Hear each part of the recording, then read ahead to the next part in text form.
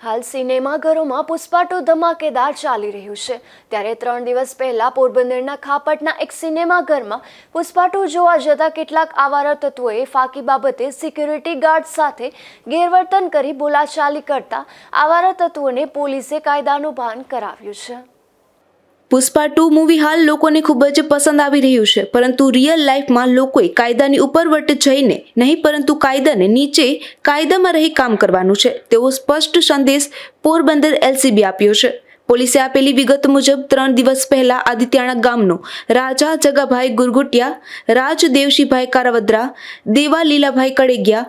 કરણ દેવશીભાઈ દાસા,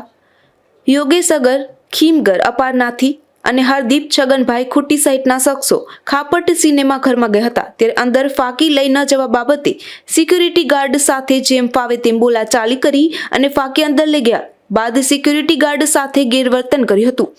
ત્યારે એલસીબીએ તમામ શખ્સોને સિનેમા ઘરમાં જઈ માફી મંગાવી અને કાયદાની મર્યાદામાં રહેવા સ્પષ્ટ સંદેશો આપ્યો હતો। પોરબંદર એલસીબીના ઇન્ચાર્જ પીઆઈ કાબરિયા તથા સ્ટાફના જવાનોએ પુષ્પા ફિલ્મનું ભૂત ઉતારી કાયદાનું ભાન કરાવ્યું હતું।